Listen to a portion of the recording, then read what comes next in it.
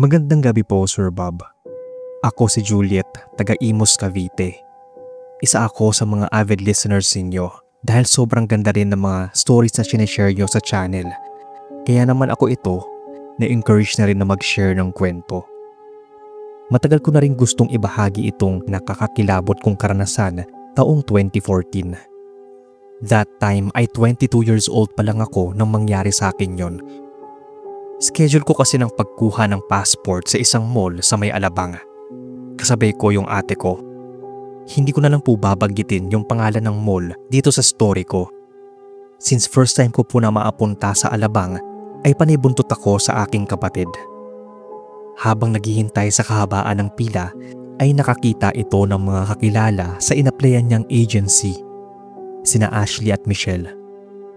After ng ilang oras ng tsikahan, ay nakapagplano na sila kung saan magpupunta after makakuha ng passport.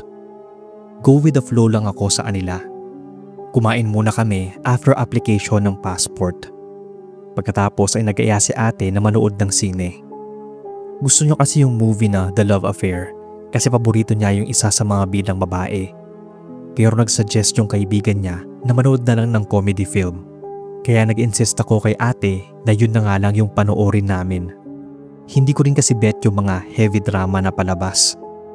Kaso, pagtingin namin doon ay hindi pa available yung movie sa araw na yon. Kaya itong friend ni ate ay nagsabi na doon na lang daw kami manood sa kabilang mall sa Alabang na may naka-schedule na palabas that day. To cut the story short, naglakad kami papunta sa mall na yon. Total, 17 minutes lang naman daw ang layo mula sa mall na pinag-applyan namin ng passports. Pagdating namin doon, diretso agad kami sa 4th floor kung nasaan ang movie theater. Pagkakita ko sa movie standee ay mixed emotions ako, excited na kinakabahan. Hindi ko nga alam that time kung bakit ako nakakaramdam ng kaba. Nagmamadali nang pumunta kami sa pilahan ng movie na gusto naming panoorin. Medyo blockbuster pa nga yung pila, kaya matyaga kaming naghintay. Dalawa kami ni Ate Ashley na pumila. Dalawa rin sila ni ate na bumili ng popcorns at drinks namin. Katulad ng pila sa ticket booth ay hindi rin nagpahuli ang pilahan sa pagkain. Finally, nakapasok na kami. Imagine kung gaano kahaba ang pila sa labas. Mas matindi ang dami ng tao sa loob. Marami pang nakatayo sa ibabang bahagi, naghihintay sa mga patapos na sa itaas na bahagi. Hindi ko rin talaga maintindihan kung bakit ako kinakabahan that time. Nag-request ako sa kanila na umihi muna kami bago maghanap ng mauupuan kasi nakasanayan ko talaga na tuwing manunood ng sine ay iihi muna. Pero nag-i-insist itong isang friend ni ate na dapat may mauna sa amin na maghanap ng upuan para ma-reserve din yung mga uupuan namin. Gusto sana ako sa bahan ni na ate at ng isa niyang kaibigan pero nagsabi na lang ako na dapat may isa sa kanila ang mauna at magpaiwan na lang yung isa. After ng ilang minutes, si ate ang sumama doon maghanap ng upuan since hindi rin naman siya iihi. Pumayag naman ako kasi grabe sa dami ng tao. First time kong makapasok sa isang movie house na ganun talaga karami ang tao. 6:30 PM pa lang nun pero akala mo ay last minute na before closing sa dami ng mga tao sa loob ng CR. Habang naghihintay ako ay hindi pa rin mawala yung kabang nararamdaman ko. Kawawa talaga yung mga ihing-ihina dahil mahirap nang makiusap sa unahan dahil puro nakabusangot na ang karamihan sa mga mukha nila. May iba naman na parang ang tatamlay. May mga nakatingin din sa kawalan. Parang ang lungkot ng vibe sa loob ng CR na yon. Pero ang creepy din dahil panay taasan ang balahibo ko sa braso. Hindi pa naman talaga ako gaanong naiihi nun. Basta ang weird lang sa feeling. Nang matapos akong umihi ay naghugas muna ako ng kamay. Pagharap ko sa salamin, para akong nilalamig. As in hindi ko alam kung namamalikmata lang ba ako. Marami kasing naapila sa likod. Pero kapag nakaharap ka sa salamin, 5 tao lang kaming naroon. Medyo kinilabutan nga ako sa nakita. Mabuti na lang noon nung inaya ako ni Ashley, friend ni ate, ay walang lingon-lingon akong lumabas ng CR na yon. Pag-text ko pa nga kay ate kung nasaan na sila banda ay pahirapan sa pag-send. Mahina na kasi yung signal sa loob ng movie house, kaya Operation Hanap ang peg namin doon. Si Ate Ashley ang nauna, nakasunod lang ako sa kanya. Parang wala na akong lakas nun kasi pairamdam ko nanlalambot na yung tuhod ko. Nag-decide na lang kami ni Ate Ashley na umupo na lang sa bakanting pwesto kapag may mahanap kami dahil pahirapan talaga sa paghahanap sa kanila, tapos may kadiliman pa. Nang makakita kami ng bakanting upuan ay agad na kaming pumwesto. Kailangan ko na rin talagang umupo dahil grabing panlalambot at panlalamig na ang nararamdaman ko nun. Natatakot din akong mag-share sa kasama ko sa nakita ko kanina dahil hindi rin ako sigurado kung tao pa ba yung mga katabi namin ngayon o baka katulad din ng mga tao kanina sa CR. Alam ko na maganda ang movie na pinapanood namin, pero hindi ko rin talaga ma-enjoy dahil na rin sa katabi namin ni Ate Ashley. Ewan ko ba, pairamdam ko ay nag-hallucinate na ako roon. Kakaiba rin kasi ang paraan ng pagtawa ng ibang mga nanonood. Imbis na comedy ang palabas, parang papunta na sa horror. May naririnig kasi akong umiiyak, may nagsisigawan, may tumatawa na parang nakakatakot. Dahil ko pa nga yung kinukumbulsyon noon sa kilabot. Nakabaluktot lang ako sa upuan habang si Ate Ashley tawang-tawa sa pinapanood niya. Ang mas nakakakilabot, yung huling part ng palabas. Di ba binubuksan ng ilaw nun? Shock pati si Ate Ashley nang malaman na nakaupo lang pala sila ni ate sa hilera ng upuan namin na nasa dulong bahagi. Ang dami pa palang bakanting upuan, lalo na yung upuan sa tabi ko. Samantalang kanina ay ang daming mga nakaupo sa sinehan. Hindi ko naman sila nakitang tumayo at lumabas habang nagpe-play yung movie. Mangyak-ngyak na ako noon sa takot at nagmamadaling hinila si ate palabas ng movie house. Iyon na po yata yung worst na nangyari sa tanang buhay ko. Kaming apat ang nakakita pero mas matindi yung na-experience ko. After ng incident na yon, ay nagdadasal muna ako bago pumasok sa mga malls o kahit anong buildings. Iniiwasan ko na nga rin muling manood ng sine after nun. Pinakaayaw ko ring genre ng palabas ang comedy. Matinding kilabot ang nangyari talaga sa akin noon na parang na-trauma na ako. Baka sa ibang mga listeners dyan, lalo yung nagpupunta sa mall na ito noon. May idea na siguro kayo kung saan to. Ito lang po Sir Bob ang kwento ko. Thank you po sa time at sana ay ma-feature nyo sa inyong channel. Lagi po akong nag-aabang sa mga stories nyo. Kahit matatakutin ay mahilig pa rin akong makinig ng mga horror stories. God bless sa inyo.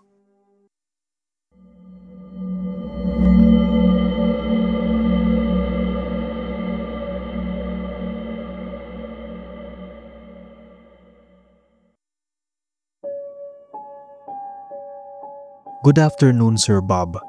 Just call me Alexis from Camotes Island. Gusto ko po sanang i-share yung creepy experience ko sa isang mall sa Cubao. Way back 2016, bago ako napadpad sa Middle East, isa ako sa libu-libong aplikante na naghahanap ng trabaho. Kaliwat kanan yung ina-applyan kong work. Kung hindi walang bakante, ay tatawagan na lang ako. I was hopeless before. Kaya kahit anong klaseng work ay papatusin ko na basta lang magkatrabaho. Got a job as a housemaid. Hindi naman po sa pag-aano. Kahit college graduate ako, ay kailangan ko lunukin yung pride ko just to save my family. Baon kasi kami sa utang that time. Wala na akong pake sa sasabihin ng iba, basta ang sa akin ay sumasahod ako. Ang employer ko pala dati ay nagmamay-ari ng isang 3-story apartment sa Real Street. Hindi naman nakakapagod yung work ko sa kanya dahil mostly palagi kaming nasa labas. Hindi lang housemaid ang trabaho ko kumbaga, personal assistant din. Kumakain kami sa labas, pupunta sa mga malls, grocery stores at ang madalas naming pinupuntahan ay palengke at bangko. Isa nga pala tong mall sa Cubao na pinupuntahan namin once a month dahil malapit sa mall na yan yung clinic ng dentist niya. Bali ang daily routine namin ay ang maglakad at mag-commute sa kasagsagan ng traffic sa Cubao. May sasakyan naman siya, pero matagal nang hindi nagagamit kaya nagkukommute na lang kami nun. Here goes the creepy part. Tanda ko pa nun, mga August 2016, Thursday afternoon. Masama na yung pakiramdam ko. May trangkaso, tapos tumatawag si mama. Nagkaroon ng emergency sa bahay. Pero since hindi pa sapat yung budget ko para sa pamasahe, kaya ipinadala ko na lang yung pera ko sa kanila. Ang ending, sagad na rin ako sa budget ko. Nagkasabay-sabay yung mga problema ko nun. That day rin ay kailangan namin na magpunta sa dentist ni ma'am dahil schedule niya that time. Kaya hindi ako nakapagsabi ng umaga na mag-a-absent sana ako dahil sobrang sama ng pakiramdam. Tiniis ko yung kalahating oras na lamig ng aircon sa loob ng clinic. After ko manginig sa lamig, ay pumunta naman kami sa isang mall sa Cubao kung saan naganap ang nakaakilabot kong experience. Bibili raw siya ng damit at sandals noon. Pinapapili niya ako kung anong gusto ko. Ganun po kagalante ang amo ko noon. Hindi na ako nagdalawang isip na bumili ng sweatshirt. After namin bumili ay nag-request ako magpunta muna ng CR. Sumabay na rin siya sa akin dahil mahirap pong i-explain yung traits ni amo. Ayaw nun kasi na nawawala ako sa paningin niya kapag lumalabas kami. May sakit kasi siya na hindi ko matandaan kung ano yon. Basta nagagalit siya kapag nakikipag-usap ako sa iba kapag magkasama kami. Ayaw din niya na tinitingnan siya ng mga tao sa paligid. Ang atensyon ko ay sa kanya lang. Ganun ang setup namin kapag on duty ako. Back to the story na nag-CR kami. Basta pagkapasok namin ay kaming dalawa lang. Pinauna pa niya akong pumasok ng cubicle since ako naman yung mas ihing-ihi sa aming dalawa. Habang umiihi na ako ay naririnig kong nagsasalita si ma'am. Sa pagkarinig ko na sinisita niya ang kung sino mang tao ang nasa labas kung bakit ito nakatingin sa kanya. Ganun palagi yon sa ibang tao. So ako naman sa loob, kabado. Siyempre, kailangan na nasa tabi ako lalo na kapag may ibang tao sa harapan niya. Ako rin kasi yung humihingi ng dispensa sa kung sino man ang napapagalitan niya. Naiinis pa ako sa sarili nun kasi ang tagal matapos ng ihi ko. Walang tigil din yung pagtaasa ng mga balahibo ko sa katawan. Kabadong-kabado na ako sa loob dahil galit na ang boses ni mama. Nang sa wakas ay natapos na ako, nagmamadali akong lumabas at humingi ng sorry sa kung sino mang tao yung pinagalitan niya. Unang bumungad sa akin yung kakaibang lamig kahit nakasuot na ako ng binili naming sweatshirt. As in matinding kilabot yon para sa akin. Idagdag pa ang nalaman ko kung sino ang pinagalitan ni mama. Isang babae na kakapasok lang ng CR. Nakasuot ito ng headphones at hindi naman ito nakaharap kay ma'am dahil abala ito sa ka-chat. Ito ang pumalit sa cubicle na ginamit ko. Pero patuloy pa rin si ma'am sa kakatalak. Nagtataka na tuloy ako kung sino yung sinisita niya, kaming dalawa lang yung naroon. Sinabihan ko na lang si ma'am na umihi na para makaalis kami. Tumalima naman agad ito sa akin. Pero bago ito pumasok ay dumuduro-duro pa ito sa hangin at binalaan ng kung sino mang tao ang nakita niya roon. Ako naman ay naiwan sa labas at hindi mapalagay. Palala na rin ng palala yung lamig na nararamdaman ko noong mga oras na yon. Hindi ko nga alam kung saang sulok ako tumingin dahil sa takot ko na makita ko rin yung nakikita ni ma'am. Pero tiniis ko na lang yung takot na nararamdaman dahil hindi ko rin naman pwedeng iwanan si ma'am na mag-isa doon. Pagkalabas niya, mas lumala pa yung takot na naramdaman ko. Malinaw pa sa pandinig ko yung sinabi niya noon na bakit naroon pa rin daw yung babae. Ipapabarangay niya raw ito dahil sa pinanlilisikan siya nito ng mga mata. Ako na nakarinig ay takot na. Halos himatayin na ako sa takot ng mga panahon na yon nang humarap ako sa salamin at may nahagip ang mga mata ko. Isang bulto ng babaeng maputla. Nangingitim ang malalim nitong nanilisik ng mga mata. Hindi ko napigilan yung sarili ko na umiyak pagkalabas namin ng CR. Nagsabi ako kay ma'am noon na gusto ko munang mag-absent dahil sobrang sama ng pakiramdam ko. Pero bago niya ako pinayagan, ay pinilit niya muna akong magpa-check up. Ilang araw din akong hindi nakapasok dahil sa sobrang takot. Pabalik-balik din yung lagnat ko dahil sa trauma. Nang bumalik na ako sa wisyo at nang umayos na yung pakiramdam ko, ay maayos naman akong nagpaalam na aalis na ako ng work. Nung una pa nga ay ayaw nitong pumayag. Basta nag-alibay na lang ako na may emergency sa probinsya at kailangan ako dun. Pero ang totoo ay ayoko na ulit ma-experience yung nangyari sa akin. Alam ko kasi na babalik kami doon sa mall na yon sa Cubao. Nag-resign ako para hindi na maapunta ulit doon at para sa peace of mind ko na rin. Medyo nakaka-stress din kasi si ma'am kahit gaano pa niya ako kagusto at kagalante sa akin. Ito lang po Sir Bob ang story ko. Maraming salamat sa pagbabasa and more power sa inyong channel.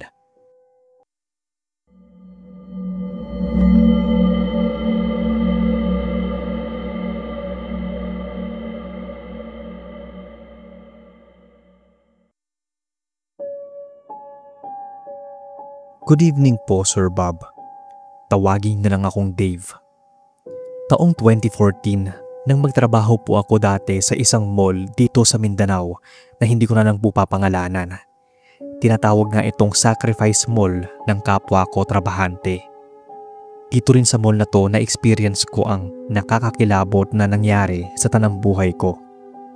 Para na rin sa privacy ay hindi ko napapangalanan yung mall at kung saan banda sa Mindanao. Panggabi yung shift ko. Yung ibang tenant sa mga malls ay may pang night shift schedule din at isa na ako doon. Bago nga pala nangyari sa akin ang creepy experience ay nakaugalian na namin ng friend ko na tuwing 15 at katapusan ng buwan ay nag-iikot kami sa mismong mall na yon kahit sarado pa ito. Madalas kaming tumatambay sa second at fourth floor. Pagkatapos ay diretso na sa parking area. May comfort room din pala sa second floor na hindi sinasara at doon kami naikiihi. Masyado kasing crowded sa workplace namin. Actually, sinasadya talaga namin ito para maapuslit ng ikot sa naturang mall. Kumbaga, maagang window shopping kahit sarado pa. Tamang tingin muna sa mga na-display at bibilhin kapag sahod day na. Pero simula nung may mahulog sa 5th floor ay bihira na kami bumaba na kaming dalawa lang. Nag-aaya na talaga kami ng ibang mga kasama kapag ginagawa yon. Pakiramdam ko kasi ay hindi na siya safe. March 16, 2014, birthday ko. Medyo napainom ng marami at nagbabalak na ituloy ang inuman mamaya since wala naman akong pasok mamayang gabi. Kaya malakas ang loob ko na ayain ang mga tropa na mag-iikot muna sa baba. Available pa kasi ang elevator hanggang 3 AM. Kasi ang operating hours ng work ko ay from 9 PM hanggang 2 AM. Kaya malaya kaming makaagamit ng elevator hanggang 3 AM. Habang lulan pala kami ng elevator, ay bahagya akong nakaramdam ng kilabot nang bumukas ito sa 5th floor. Galing kami ng 6th floor at papunta ng 2nd floor. Nagkatinginan pa kami nun, wala namang sumakay na tao. Pero ramdam ko na parang may pumasok sa loob ng elevator kung nasaan kami. Mga kabado kami sa loob ng elevator. Pagdating ng 4th floor, bumungat sa amin yung madilim na hallway. When in fact, bawat hallway ay may ilaw na nakabukas. Pero that time ay sobrang dilim talaga. Hindi ko tuloy alam kung itutuloy pa naming mag-ikot sa 4th floor dahil sobrang dilim na. So imbes na lumabas ako ng elevator, ay nanatili na lang ako sa loob nito. Siguro napansin ng mga kasama ko yung mahabang pananahimik ko. Kaya muling pinindot ito ng friend ko at pinindot niya ang 2nd floor. Nakita rin kasi namin na maliwanag pa doon banda. Tahimik lang kaming lima sa loob ng elevator. Matapos ng ilang saglit ay nasa 2nd floor na kami. Laking gulat namin kasi pagbukas ng pinto ay madilim na naman. Katulad nung nasa 4th floor kami. Tanong ko pa nga nun ay kung tutuloy pa kami. Kabado na akong nakatayo sa unahan. Naghihintay na may pipigil sa akin. Hindi pa naman isinara ang elevator dahil hindi ko pa makuha yung sagot nila. Pero nagsalita yung isa kong workmate na i-push na namin. Total ay naroon na kami. Ano pa raw silbi ng mga flashlight sa phone namin. Mabigat yung mga paa naming lumabas ng elevator. Nakabukas na ang flashlights namin. Pagkatapos ay nakarinig kami ng malakas na galing sa itaas. Bukod doon ay malakas din na kalabog mula sa ibabang bahagi ng mall. Pakiramdam ko noon ay naninigas yung buong katawan ko. Kakaiba kasi yung tunog na bumagsak mula sa itaas. Nagmamadaling hinila na ako ng mga kasama ko papunta sa railings ng second floor. Gusto nilang alamin kung ano yung nahulog galing sa taas.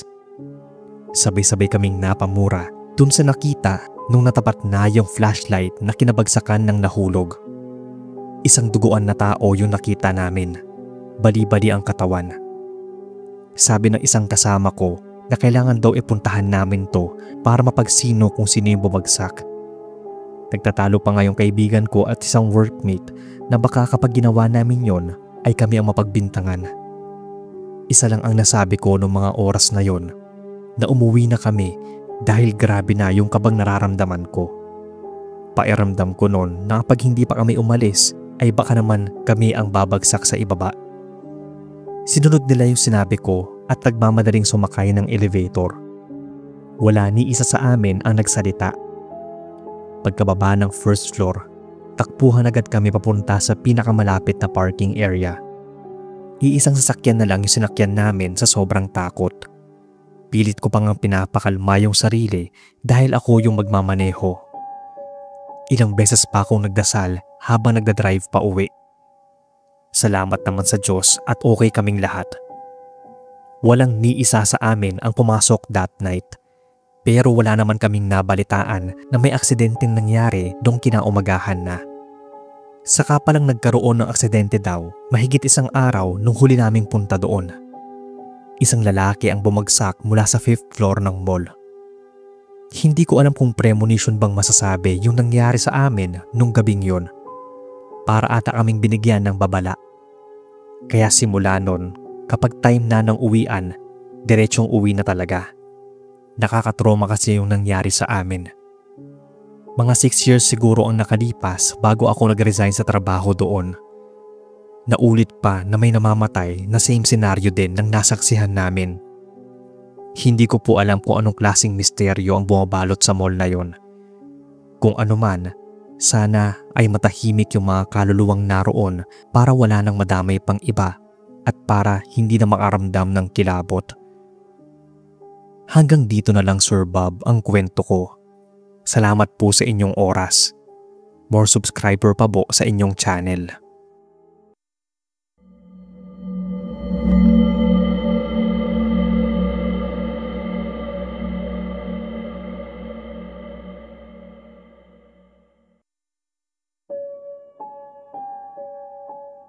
Mapagpalang araw po sa inyo, Boss Bob. Tawagin na lang akong Rochelle from Cebu. Dati po akong nag-work sa isang mall dito. Isa akong sales lady noon, pero yung trabaho ko ay tumatanggap ng mga stocks ng mall. Naglilista ng mga kulang na items. Madalas din akong tumatambay sa bodega para mag-pricing sa mga items since ang pinaka-head ng department namin ay buntis at ako lang yung inaasahan niya that time. Hindi rin kasi maiiwasan ang mga kupal na katrabaho, kaya ako ang nakaalalay sa head ng department namin. Sa kakabalik ko rin sa bodegang iyon ay na-experience ko ang naapaninindig balahibong karanasan.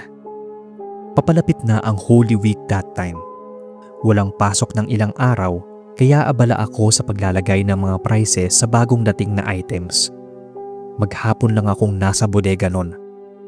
Yung bodega pala ng mall na pinagtatrabahuhan ko ay nasa 3rd floor. Bali 4 ang floors nito. Sa gilid na bahagi ng 1st floor yung mga truck para sa mga deliveries. Nasa 3rd floor naman ang locker ng mga trabahante at ang 4th floor ay yung pinaka-function kung saan ginaganap yung mga importanteng okasyon sa mall. Sinadya na ilagay ang locker sa 3rd floor para iwas nakaw ng mga trabahante. May ilang cases na rin kasi akong na-encounter sa mall na yon na kapwa sales lady namin ang nangunguha ng mga gamit. Kahit na sabihing bagong tayo pa lang yung mall na yon, masyadong mahigpit na ang mga ito sa kalakaran. Balipak po tayo sa bodega ng mall. Maghapon akong nakatambay doon. Hindi lang naman ako ang mag-isa, mga 5 kaming naroon. Doon ko rin nakikita yung mga shoplifter sa mall na yon. Ako na nga lang yung umiiwas ng tingin sa kanila para hindi sila lalong mailang sa presensya ko. May comfort room kasi ang gilid ng bodega at doon madalas pinapahubad ang mga shoplifters. Saksi ako sa mga nakakaawang eksena at nakakainis. Nang araw na yon ay nahuli ang 2 cashier ng mall. Iisa yung kaha ng pwesto nila ng linggong yon base sa pag-uusap nila ng head guard. Tawagin na lang po nating Melody at Darlene. Day off ni Darlene that time at si Melody ang naka-duty bilang kahera sa pwesto ni Darlene. Si Darlene noon ay pumunta ng mall para mamili at kay Melody siya nagbayad. Nagulat na lang kami nang hila-hila na siya ng head guard sa CR ng bodega. First time kong makiusyoso sa mga dinadala doon. Tapos nalaman ko na lang na ito palang si Darlene bumili ng kawali, pantalon at panties. Yung price na pinunch ni Melody sa kaha is worth 400 pesos lang. Pero napansin kaagad ng head guard na bakit ganoon lang yung price ang dami ng laman ng plastic niya. Nagkaalaman na doon. Umiiyak na nga si Darlene. Pinatawag si Melody. Nagkakuntsabahan pala silang dalawa. Ako na nasa bodega ay naawa sa kanilang dalawa. Pero hindi rin ako pwedeng maisawsaw dahil ayokong madamay. Tanda ko pa ang sabay na pagpunta ng kapatid ni Darlene at Melody nun. Yung kapatid ni Melody na lalaki ay nagmamakaawa sa boss namin na huwag ipakulong yung kapatid niya. Pagtatrabahuhan na lang daw niya yung halaga ng perang kinuha nito. Nagkakahalagang 5,000 pala lahat ng nakuha nila. Yung kapatid naman ni Darlene ay pumayag na ipakulong yung kapatid niya para daw magtanda ito. Awang-awa ako kay Darlene noon. Hindi ito bumaba at nanatili lang sa labas ng bodega. Panay iyak dahil sa naging desisyon ng kapatid nito. Inalok pa namin ito na kumain sa baba. Kaso nagsabi yung may-ari na bawal itong lumabas. Kaya sinabihan ko na lang ito na bilhan na lang namin siya ng pagkain. Pakiusapan ko na lang kako yung bantay sa baba.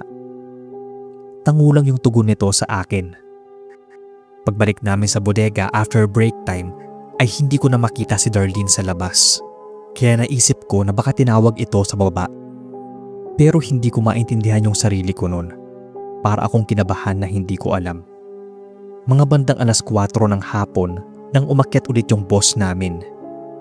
Tinanong kami kung nasaan na si Darlene. Ang sinabi ng isa kong kasama na pagdating namin doon ay wala na siya. Baka bumaba. Pero sabi ng boss namin na hindi naman nakita sa CCTV na bumaba ito ng bodega. Naalarma ako sa sinabi ng boss namin. Pinuksan ang lahat ng ilaw sa loob ng bodega. Malaking space kasi yung bodega at may bahagi doon na hindi namin pinupuntahan dahil sobrang sikip at ang lalaki ng mga karton. Medyo creepy din yung bahaging yon. Naghanap na kami. Matapos ng ilang saglit, may sumigaw. May nakita raw silang paa na nakalambitin.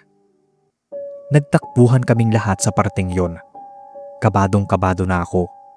Pinagdarasal ko pa nga na sana mali lang yung nakita ng kasama namin. Pero sa kasamaang palad, si Darlene yung nakalambitin. Wala nang buhay. Gumamit ito ng lubid para itali yung liig. Nag-iyakan kami doon. Hindi ko alam kung anong ginawa ni Melody nang malaman niyang mamatay si Darlene. Binayaran kami ng mall para hindi ipalabas yung nangyari kay Darlene. Pero matapos ng ilang buwan, pumutok ang balita na nagdaslas daw si Melody doon pa rin sa bodega ng mall. Mabuti na lang talaga at naagapan. Matapos ng insidenteng yun, ay nag-resign na lang ako sa trabaho. Natatakot na rin kasi akong mag-duty at doon pa rin sa bodega na yun ako i-assign. May mga naririnig na rin kasi akong umiiyak doon. Kaya sa takot ko na baka hindi na lang iyak ang gagawin at baka magpakita na ito sa akin, inunahan ko na. Nag-resign na ako. Naghanap na lang ako ng ibang trabaho sa ibang mall, yung walang dark history. Hanggang ngayon, kahit ilang taon na rin itong nangyari, kapag naiisip ko ay parang sariwa pa rin ang lahat. Kinikilabutan pa rin ako, kaya nga naisipan ko na rin na i-share sa inyo.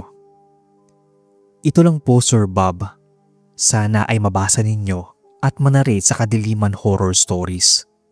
Aabangan ko po to.